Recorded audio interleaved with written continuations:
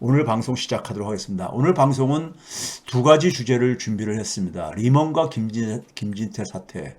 어떤 분이 리먼 브로더스처럼 그렇게 이게 심각한 문제냐 하는데, 물론 똑같지는 않습니다. 근데 상당히 유사성도 있습니다.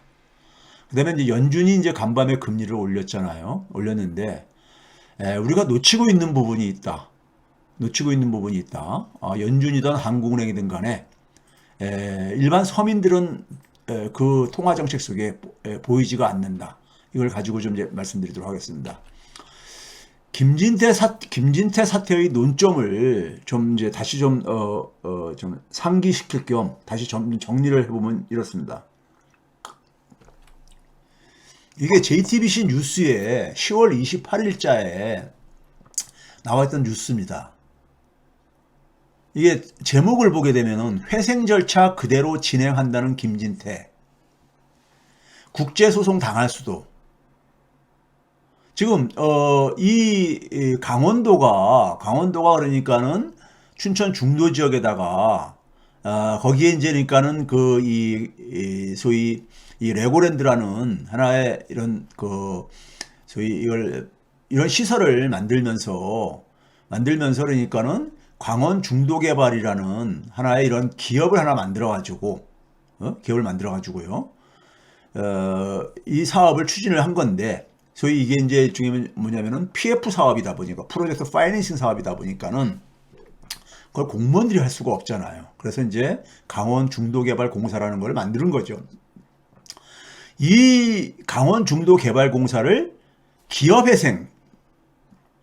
기업회생 절차에다가 그러니까는 신청하겠다 이겁니다. 기업회생 절차 하게 되면은 이게 좀 이제 법률적인 용어이기 때문에 좀 이제 이해가 안 되시는 분들을 위해서 한다면, 평상시에 많이 듣는 용어가 뭐냐면 법정 관리로 이거를 신청하겠다는 겁니다. 강원 중도개발공사를요.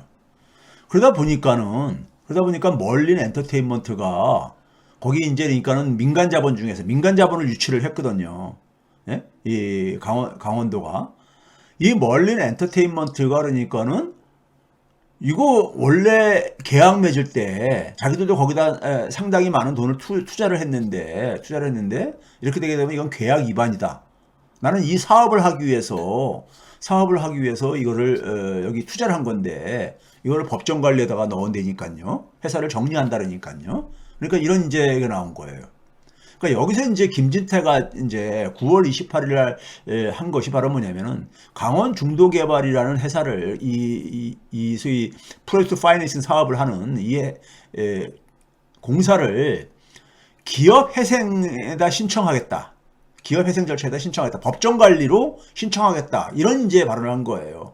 근데 이걸 가지고 그러니까는 김진태가 소위 그러니까는 그 채무를 그러니까 상환하지 않겠다는 말로 했다고, 어느 이상한 반조국에 있는 어느 이 회계사가 어디다가 글을 쓰면서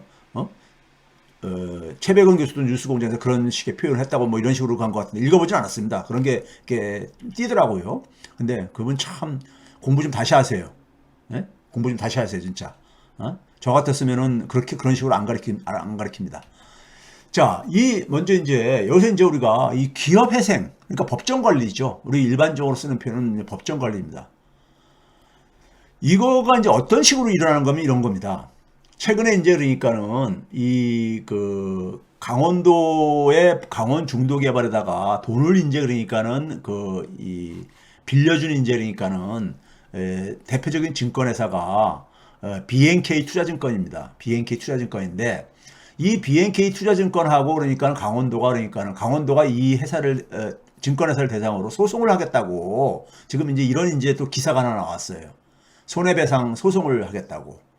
그러니까 뭐냐면 강원도는 9월 28일 날 그러니까는 기업회생 절차에다가 김진태가 강원 중도 개발을 신청하겠다고, 법정 관리에 신청하겠다고 하기 한 달 전인 8월 26일 날에 CP 어음이죠. 어음. 그런데 이제 뭐냐면은 그 자산을 담보로 이제 그러니까 발행한 어음이죠. 이 어음 만기를 4개월 연장하기로 합의를 마쳤다. 그러는데 BNK 투자증권이 그러니까는 이거를 그러니까는 디폴트 처리해서 이번 사태를 촉발했다. BNK가 일방적으로 그러면서 그래가지고 자기들이 그러니까는 강원도가 상당히 많은 그러니까 피해를 입었다. 뭐 이런 식의 얘기예요. 근데 이제 BNK 투자증권 입장에서는 뭐냐면은 만기를 그러니까는 4개월 이제 그러니까 연장해달라고 이제 요청이 왔는데 채권단들하고 같이 이걸 3개월만 연장하자는 것을 검토하고 있었는데 이 만기를 하루 앞둔 이제 그러니까 9월 28일 날 김진태가 갑자기 중도개발공사를 그러니까는 기업회생 신청하겠다고 즉 법정관리 신청하겠다고 발표를 했다 이거예요. 그럼 법정관리 신청을 하게 되면은 채권자들의 그러니까 권리가 일단 다 중단됩니다. 채권자들의. 그러니까 채권자들 입장 속에서는 이건 굉장히 신용에 중대한 문제가 발생한 거죠. 그래서 이것을 강원도가 채무를 이행하지 않는 걸로 처리를 했다는 거예요. 이건 내가 볼 때 합리적인 판단입니다. 증권회사가 그러면은 이런 얘기 듣고선도 가만히 그러면 자기들 그러니까 투자한 돈을 그러니까 잘못하면은 투자한 돈을 길게는 한 1년 이상 묶일 수도 있고 아니면 투자한 돈을 그러니까는 회수하지 못할 수도 있는데 이걸 가만히 있어야 되는 겁니까? 말이 안 되죠. 그렇죠? 그러니까 밑에 얘기했지만 법정관리가 받아들여지게 되면요. 그 회사의 모든 채무관계는 동결됩니다. 동결되고 법원이 그러니까 그 다음에 이제 뭐냐면은 이 기업을 살리는 게 좋은지, 예? 아니면 청산하는 게 이걸 파산시키는 게 좋을지 이런 거를 이제 그러니까는 조사하죠. 그 기간 동안에 그런 절차가 완료될 때까지 채권에 대한 권리를 행사할 수가 없어요. 그리고 이 법정 관리 절차가 보통 그러니까 한 1년 정도 이렇게 그 시간이 걸린단 말이에요. 그동안에 돈도 묶이잖아요. 그렇죠? 그런데 어떻게 BNK 투자증권에서 이렇게 멀쩡한 회사를 그러니까 기업 회생에다가 법정 관리에다가 넣겠다고 갑자기 뚱딴지 같이 이걸 발표를 해버렸는데 강원도 지사라는 사람이 이걸 어떻게 가만히 자기들이 있냐 이거예요. 이거는 그러니까 BNK 투자증권이 이건 소송하면 이깁니다. 이기는 거고요. 자, 지금 여기서 보다시피 왜 기업회생 절차에다가 이거 신청했냐 이거예요. 왜 법정관리 신청했냐 이거예요. 그 이유가 뭐냐면 김진태는 무슨 얘기냐면 이 빚이 많다 이거예요. 빚이 많다 이거예요. 네? 그래서 강원도의 빚을 줄이기 위해서 이 강원 중도개발이 가지고 있는 자산을 매각을 해가지고 매각을 해서 빚을 줄이겠다 이거예요. 이거 제가 지난번에도 얘기했죠. 우리 중앙정부에서 추경호 부총리가 말하는 건 똑같아요. 추진하는 거나요. 공공기관 그러니까는 자산 매각하겠다 그러잖아요. 근데 이 공공기관 문재인 정부 5년 동안의 공공기관의 자산과 부채 이게 여러분들 제가 일전에도 그러니까는 최백은 TV 커뮤니티가 이 자료 올렸었습니다.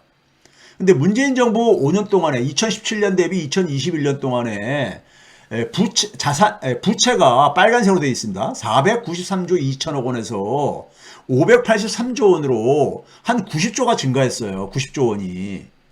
이걸 가지고 그러니까는 문재인 정부에서 공공기관의 부채가 100조 가깝게 증가했다 막 이런 식으로 떠드는 거예요. 그런데 문제는 자산은 그것의 거의 2배격인 162조 이상이 증가했잖아요. 자산은. 쉽게 얘기해서 이런 얘기인 겁니다. 내가 예를 들어서 5억짜리 집을 갖고 있는데 그 5억짜리 집 중에 은행에서 대출받은 게 2억이에요. 그래서 이제 애들도 크고 그러면서 좀 방이 좀 더 필요해가지고 큰 데로 좀 옮겼어요. 돈도 좀 모은 거랑 은행에서 추가 대출 받아가지고 그래서 8억짜리로 옮겼다고 가정을 합시다. 근데 은행의 대출을 1억을 더 보태가지고 그러면 은행의 대출은 3억이 되는 거잖아요. 그러면 5억짜리 집에서 은행 대출이 2억이 있는 거하고 8억짜리 집에서 은행 대출이 3억이 있는 거하고 보게 되면은 부채가 1억이 증가한 거잖아요. 그런데 나빠진 겁니까? 부채는 1억이 증가했지만은 자산은 5억에서 8억으로 3억이 증가했잖아요. 그러면 과거에는 그러니까 5억에서 부채 2억을 빼게 되면 3억이 남는 거지만은 이제 큰 집으로 이사 간 상태 속에서는 자산이 8억에서 부채 3억을 빼면 5억이 남는 거잖아요. 여러분들은 어느 걸 선택하겠어요? 당연히 후자지요. 문재인 정부 공공기관에서 자산이 그러니까는 자산에서 부채를 뺀 게 자기 자본이란 말이에요. 그게 그러니까는 그게 더 증가한 거잖아요. 그럼 더 바람직해진 거잖아요. 그렇죠? 기업이라든가 이런 어떤 하나의 조직은 성장할수록 그러니까 부채도 증가하는 경향이 있죠. 대기업이 중소기업보다도 예? 부채가 많고 또 대기업도 성장할수록 또 부채의 절대 규모는 증가하잖아요. 예? 증가하잖아요. 그런 점에서 부채 비율도 보게 되면은 157.2%였었는데 151%로 줄어들었잖아요. 그럼 바람직한 거 아니에요. 근데 이제 부채만을 이렇게 부각시켜가지고 뭘 하냐? 이거 좀 자산을 매각을 해가지고 부채를 좀 줄여야 되겠다. 이 자산을 매각을 하면서 거기서 이제 그러니까 소위 말해서 이 부정이 개입되고 부정하게 이제 그래서 매각하는 과정 속에서 떡고물을 챙기고 이제 그런 거죠. 우리가 많이 그랬듯이요.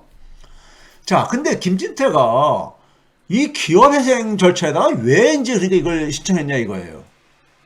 그럼 우리 이제 이 기업회생이라든가 파산에 관한 법률이 있습니다. 채무자회생법이라는 법률이 있습니다. 거기 34조에 보게 되면은 사업 계속에 1항에 보게 34조 1항에 보게 되면 사업을 계속하는 데 속에서 현저한 지장을 초래하지 아니하고는 채무를 변제할 수 없는 경우. 즉 뭐냐면은 이 돈을 벌어가지고 이익을 내가지고 채무를 변제할 수 없을 정도로 어려워진 상황. 예? 그 다음에 이제 파산이 될 수 있는 가능성이 생긴 경우. 이런 경우에 이제 그러니까 법정관리다 신청을 하는 거예요. 그런데 이 강원 중도 개발은 제가 재무제표를 구했다고 지난번에 소개해 드렸잖아요. 9월 30일 기준으로 그동안의 이익이 한 250억이 발생했고요. 이자 비용은 한 98억 발생했어요. 그러니까 이익을 가지고 이자를 갚을 수가 있는 거잖아요. 그리고 일부 원금도 갚을 수가 있는 것이고요. 예? 그렇게 사업을 돈을 벌어가지고 그러니까는 이 영업을 유지를 할 수 있는, 지속할 수 있는 이런 사업체란 말이에요. 거기다가, 제가 이 재무제표도 보여드렸잖아요. 재무제표도요.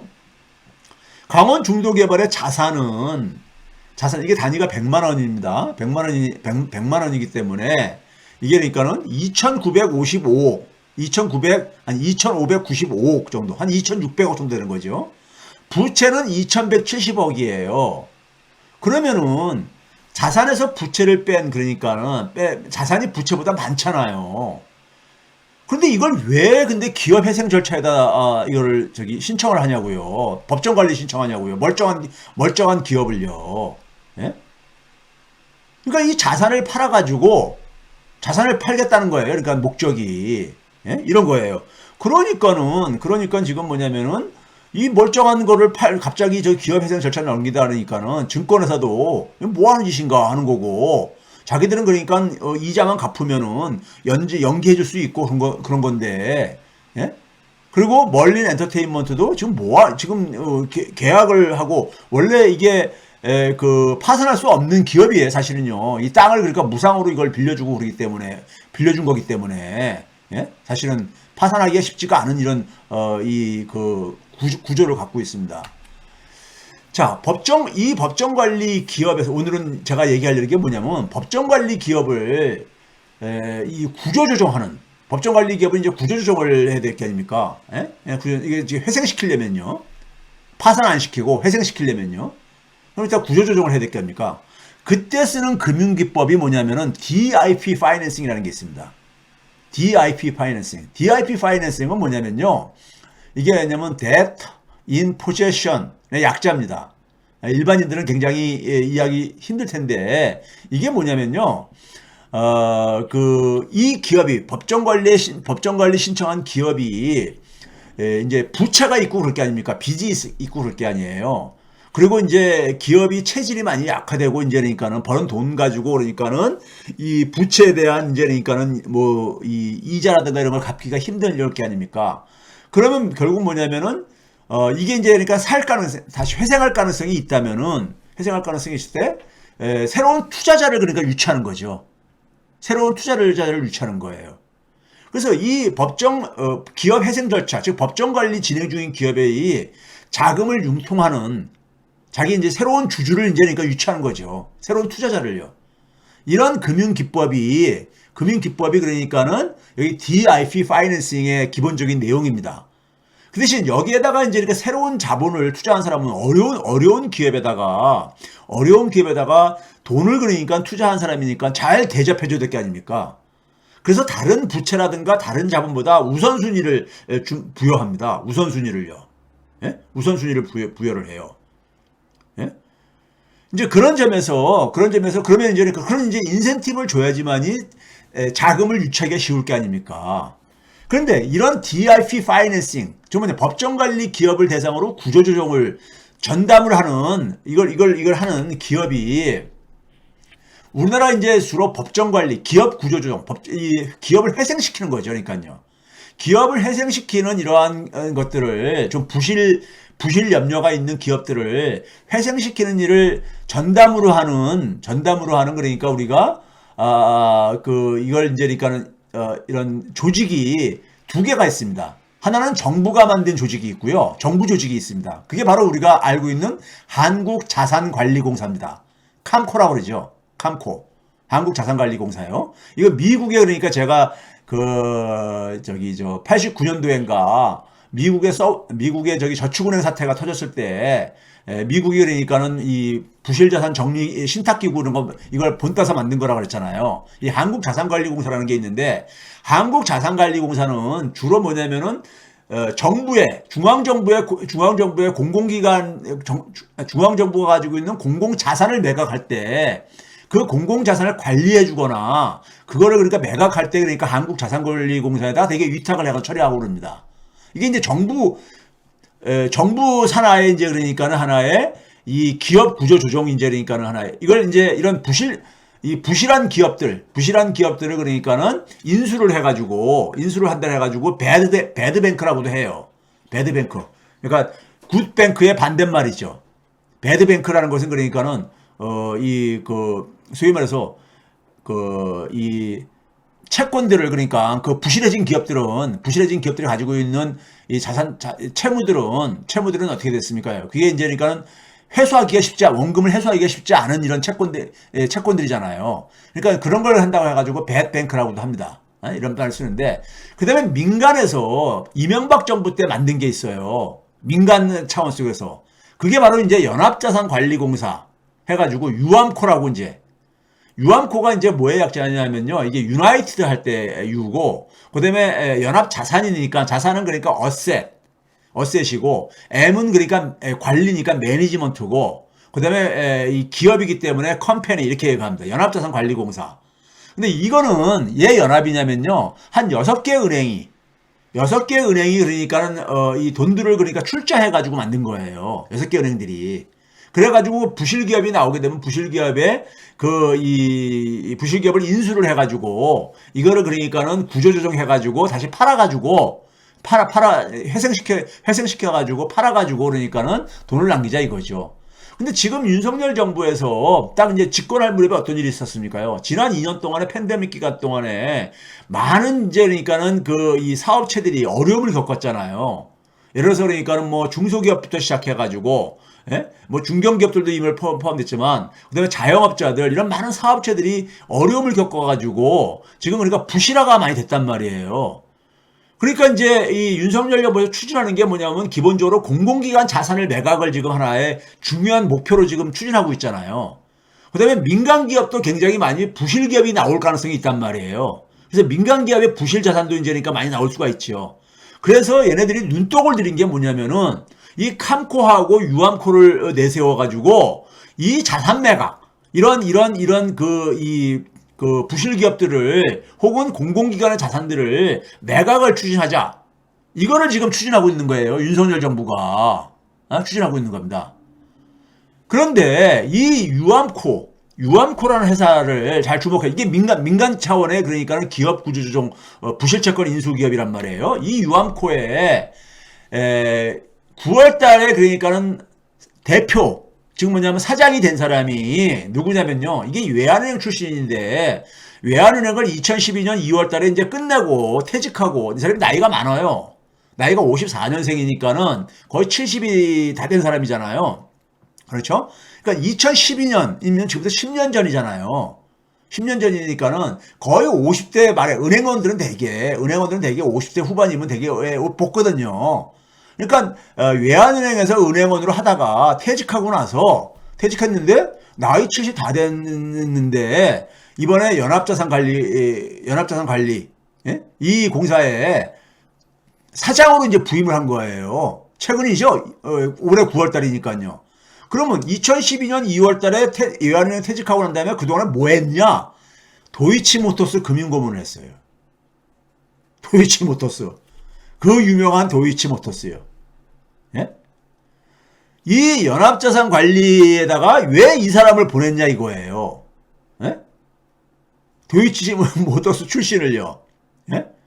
이 유암코가 하는 주요 사업이 여기 이제 2번에 주로 해놨지만은 부실채권 이런 것들에 그러니까 이 그 채권이나 이런 것을 증권이나 이런 걸 출자전환 주식이라든가 이런 걸 구조조정을 해가지고 이걸 이 부실 기업들을 매입했다가 이걸 이제 그러니까는 구조조정해가지고 매각을 하는 이런 구조조정하는 이 대표적인 민간 단위의 그 이 조직이에요. 유암코라는 게. 근데 이 유암코에 누굴 보냈느냐? 그 김건희하고 뗄래야 뗄 수 없는 도이치모터스, 김건희의 주가 조작과 관련된 도이치모터스에 그러니까는 도이치모터스 출신을 여기 갖다 앉혔다 이거예요. 이거 뭔가 이상하지 않아요? 예? 뭔가 이상하지 않냐고요. 그렇죠? 그러면 예를 들어서 김진태가 예를 들어서 강원 중도 개발이라는 것을 만약에 법원에다가 이제 법정 관리를 신청을 하게 되면요. 소위 기업 해상 절차에다가 이제 이걸 신청을 하게 되면은 유암코가 이거를 그러니까 인수할 수가 있는 거예요. 예? 자기가 이제 그러니까 돈을 투입을 해가지고 이런 것을 하고 있거든요. 지금요. 해왔거든요. 최근에도 그러니까요. 예? 그런 점에서 그러니까는 냄새가 난다 이거죠. 예? 여기 그러니까요.